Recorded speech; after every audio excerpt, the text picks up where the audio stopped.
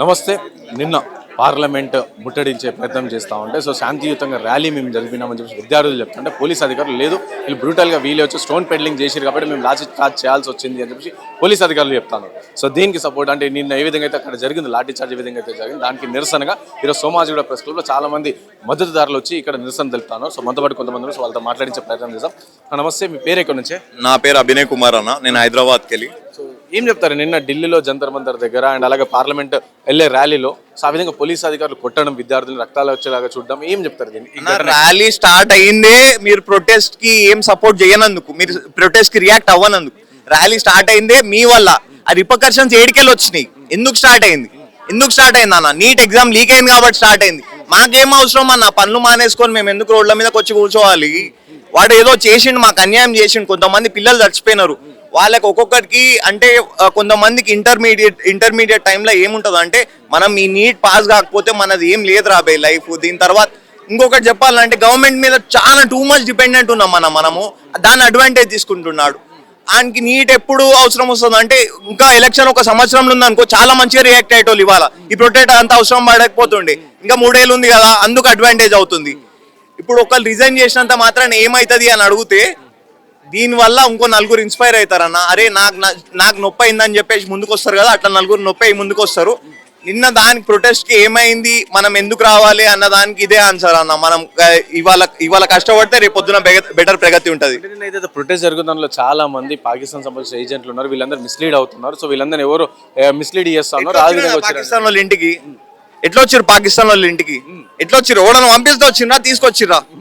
రాళ్ళు ఎందుకున్నాయన్న? అక్కడ ముందు రోజే కంప్లైంట్ చేసిర్రు, ముందు రోజే క్లియర్ గా వీడియోస్ విజువల్స్ ఉన్నాయి, అక్కడ రాళ్ళు ఉన్నాయి, తీసేయమన్నా అని బండ్లు జరపలేరు. అట్లా కాకుండా స్టోన్ బిల్డింగ్ అంటే ముందు క్లియర్లీ స్మోక్ బాంబ్స్ వేస్తున్నారు అన్న. వాడు ఇసురుతలేడు, వాంటెడ్లీ స్టూడెంట్స్ పైనకి వేస్తుండు. So that when it blast it damages at least 1 or 2 people. వాళ్ళు రాళ్ళు కొడతారన్న. 15 ఏళ్ళు 16 ఏళ్ళు పిల్లడు ఇప్పుడు నువ్వు ఒక 30 ఏళ్ళ మనిషిని ముంగడ పెట్టి కొట్లాడు అంటే ఏం కొట్లాడతాడు? వాడు నిస్సహాయంగా ఉన్నాడు. ఆయనకి ఏం పవర్ లేదు. 15 ఏళ్ళు 16 పూరలు వేయను. వాళ్ళు రాలేకుంటే ఏం చేస్తారన్న? నా దగ్గరకు వచ్చాడు కొట్లాడతాడు, బలిహీనుడు వచ్చి కొట్లాడతాడు. ఎట్లా కొట్లాడతాడు? నీ దగ్గర గన్లు ఉన్నాయి, నీ దగ్గర గార్డులు ఉన్నాయి, నీ దగ్గర ఇంత పెద్ద పార్లమెంట్ ఉంది, నువ్వు ఇంట్లో కూర్చున్నావు, 10 మందిని బయట పెట్టినావు సెక్యూరిటీకి. మేము పిచ్చోళ్ళ లెక్క what ever we were doing the protest, we were running on, we were keeping on doing it from last 17 days. నువ్వు ఏం చేసినావు? ఇప్పుడు గుర్తొచ్చిందా? ఇప్పుడు పోలీసులను పంపించినావా? ఇన్ని రోజులు నిద్రపోయినావా?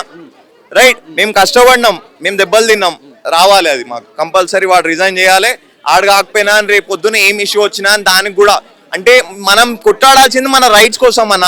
అది ఎప్పటికన్నా అని ఫైనల్ గా మనం కొట్లాడతాం, అది అవుతుంది అన్న. నేపాల్లో అయింది, ఇంకొక దేశంలో అయింది, మన దగ్గర అవుతుంది. This not one day thing. ఒక 20 ఏళ్ళ తెలంగాణ రాలే, ఒక్క సంవత్సరంలో ఏం డిఫరెన్స్ రాదు, ఒక్క ప్రొటెస్ట్ వల్ల కూడా ఏం రాదు. ఇలాంటి జూలై 20లో ఒక 5 అయినా కానీ మంచిదే అన్న, తప్పులేదు.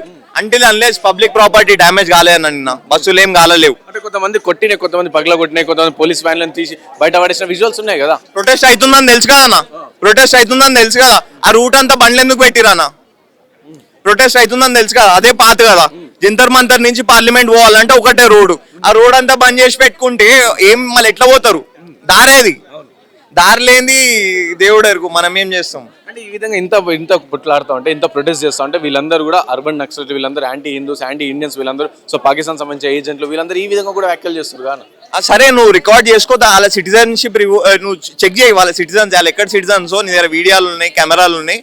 నువ్వు అంతా ఒక పర్సన్ మీద కాన్సన్ట్రేట్ చేయగలుగుతున్నావు అంటే నువ్వు మాకు ఎప్పుడో వాడిని రిజిగ్నేషన్ ఇచ్చేమనాలి. నువ్వు ఇంత కాన్సన్ట్రేట్ చేస్తున్నావు అంటే మా ప్రొటెస్ట్ గురించి, మా ప్రొటెస్ట్ అంటే ఇంత మూమెంట్ ఇచ్చిందంటే నువ్వు అన్ని మూసుకొని మన రిజిగ్నేషన్ చేయడం అనడమే బెటర్. దానివల్ల ఎంతసేపు అన్న నువ్వు పో నేను వస్తా, నేను పో నువ్వు వస్తా, ఇది నడుస్తూనే ఉంటది. కూర్చుందాం, ఇంకో 10 రోజులన్నా కూర్చుంటాము.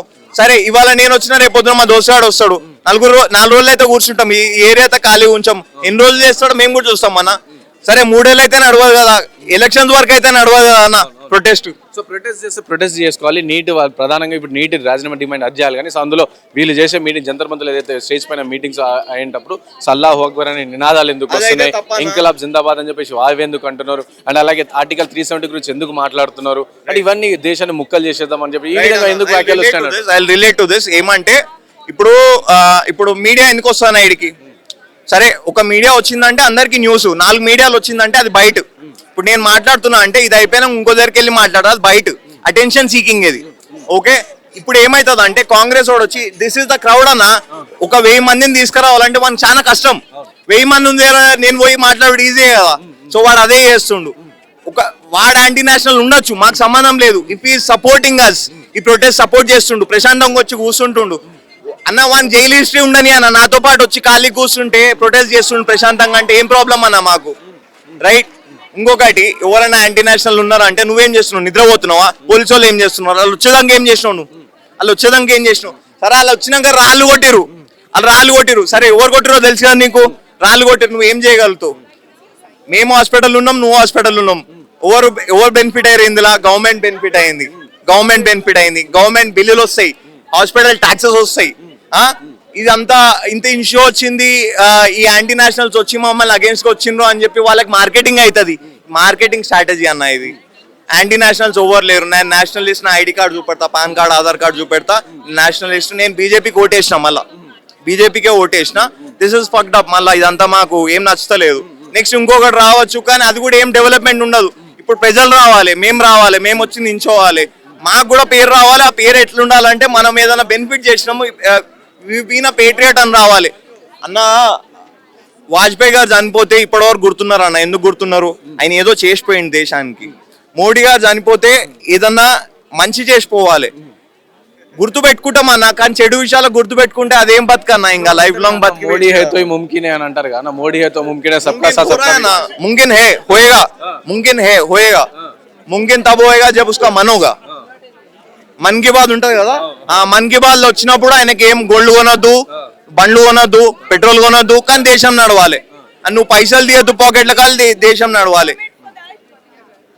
బ్లాక్ మనీ ఉన్న వాళ్ళని ఎవడేం చేస్తలేడు అన్న. కరప్షన్ కోసం ఎందుకు కొట్లాడతలేమన్నా? నెక్స్ట్ అదే వస్తుంది అన్న, కరప్షన్ కోసం కొట్లాడాలి. ఎడ్యుకేషన్ అన్న, నర్సరీ ఫస్ట్ క్లాస్ పోరలకు 2 లక్షలు 3 లక్షలు ఫీజులు అన్న. ఎడ్యుకేషన్ మినిస్టర్ ఏం చేస్తున్నాడు? జీతాలు ఎంత ఉన్నాయి? 17 ఏళ్ళకెళ్ళి జీతాలు పెరగలేవు. ఇండియాలో స్టాండర్డ్ శాలరీస్ పెరగలేవు. 15,000 పని చేస్తున్నాడు, ఇవాళ కూడా ఫస్ట్ శాలరీ 15,000కే స్టార్ట్ చేస్తున్నాడు. కానీ రేట్లు పెరిగిపోయినాయి. పెట్రోల్ రేట్లు 130 రూపాయలు. 130 రూపాయలు. 4th ప్లేస్ లో ఉన్నదంట కదా మన ఇండియన్ ఎకానమీ, 4th ప్లేస్ లో ఉంది మనం అని చెప్పి చెప్తున్నారు. నేను కూడా మా క్లాస్ లో ఫస్ట్ వచ్చిన, నడిచిపోతుందా మాకేమన్నా వస్తుందా అంతోని. క్లాస్ లో ఫస్ట్ ఉన్నానా నేను? మా ఇంటికి ఏమి ఫ్రీ పథకం రాదు క్లాస్ లో ఫస్ట్ ఉన్నంత మాత్రాన. 4th ఉన్నంత మాత్రాన దేశంలో మనం ఏమీ ముందుకు వచ్చేయలేదు. 4th పొజిషన్ ఎకనామిక్ గా ఉంది అంటే జీడిపి ఉన్నది. ఆ జీడిపి ఎక్కడి నుంచి వస్తుంది? ఆ ఎకనామీ మొత్తం బ్లాక్ మనీ నుంచి వస్తుంది అంతే. బ్లాక్ మనీ అంటే from the riches only. The riches are being more richer. నువ్వు ఫ్రీగా వచ్చేటోళ్ళకి సామాన్లన్నీ ఫ్రీగా వస్తున్నాయి. మధ్యలో పిచ్చోళ్ళు అయ్యేది students, middle class people. Students కి ఏం రైట్స్ లేవు. ఇంతకు ముందు స్టూడెంట్ యూనియన్స్ ఉండేటివి. ఫస్ట్ థింగ్ ఇక్కడ ఉన్న ఫస్ట్ జనరేషన్ ఎమ్మెల్యేలు, ఎంపీలు అందరు వచ్చింది స్టూడెంట్ నుంచే. వాళ్ళు ఫస్ట్ చేసింది ఏం తెలుసా? మనం ఈ నుంచే వచ్చినాం కదా రాబాయ్, ఫస్ట్ రూట్స్ కట్ చేద్దాం అనేది స్టూడెంట్ యూనియన్ అనేది నాశనం చేసిర్రు. రేవంత్ రెడ్డి స్టూడెంట్ యూనియన్ నుంచి వచ్చిండు ఇంతకు ముందు. ఆయన యూత్ కాంగ్రెస్ లీడర్లకు వచ్చిండు. ఆ యూత్ కాంగ్రెస్ అది యాక్టివ్గా ఉండొచ్చు, కానీ ఇప్పుడు అది యూత్ అనేది లేదన్న. ఒక స్టూడెంట్ యూనియన్ అనేది లేదు. ఎస్ఎఫ్ఐ, ఏబీవీపీ ఇవన్నీ ఏమన్నా ఇవాళ రోజు ఇవాళ కష్టపడుతున్నాం ఏమన్నా, పోస్టర్లు ఏమన్నా. సరే ఇంకొకటి, అంబేద్కర్ గురించి కానీ మోడీ గురించి కానీ వ్యక్తిగతంగా ఏ మనిషిని హర్ట్ చేయాలని ఉండదు అన్న. వాళ్ళ పొజిషన్ అట్లాంటిది. ఇప్పుడు ప్రైమ్ మినిస్టర్ గారు ఉన్నారు, ఆయన మన దేశానికి ప్రైమ్ మినిస్టర్. ఇప్పుడు నాకు నొప్పి వస్తే ప్రైమ్ మినిస్టర్ని తిడతా, మోడీని తిట్ట నేను. అర్థమైందా? అంటే మోడీ ప్లేస్ లో మన్మోహన్ సింగ్ గారు ఉన్నా కానీ అదే మాట్లాడుండే, అరే ఏం పిఎం రాబాయ్ అని చెప్పేసి. అది నొప్పి అన్న, కష్టం బట్టి మనకు వచ్చే నొప్పి బట్టి, మనిషి బట్టి కాదు. మోడీ హే తో मुमकिन होगा, बीजेपी हो तो मुमकिन होगा. अगर मुमकिन है तो करेंगे क्यों नहीं? मुमकिन है तो करेंगे क्यों नहीं? अगर करेंगे तो बताते क्यों नहीं? ట్రాన్స్పరెన్సీ లేదన్న. ఫస్ట్ థింగ్ ట్రాన్స్పరెన్సీ లేదు. ఇవాళ రోజు నువ్వు కరప్షన్ అంతా వైప్అవుట్ చేసేసినావు. ఏది మాకేం కనిపిస్తలేదు. మొత్తం దేశం అంతా శస్త్రశాంగలం ఉంది. తెలంగాణ అయితే ఏది పట్టుకున్నా బంగారమే. మొన్ననే ఒక తులం అమ్మిన 2 లక్షలు వచ్చినాయి. ఇక్కడ ఎక్కువ ఉన్నాయి హైదరాబాద్ లో. గోల్డ్ కొనొద్దు, పెట్రోల్ కొనొద్దు, బండ్లు కొనొద్దు, ప్రాపర్టీలు కొనొద్దు. ఎన్నడూ లేనంత లోయెస్ట్ ఉన్నది ఇండియాలో real estate. Main market world ఎక్కడన్నా రియల్ ఎస్టేట్. భూమి లేనిదే లేదు. తెలంగాణలో చాలా లో ఉన్నది, ఇండియాలో చాలా లో ఉన్నది.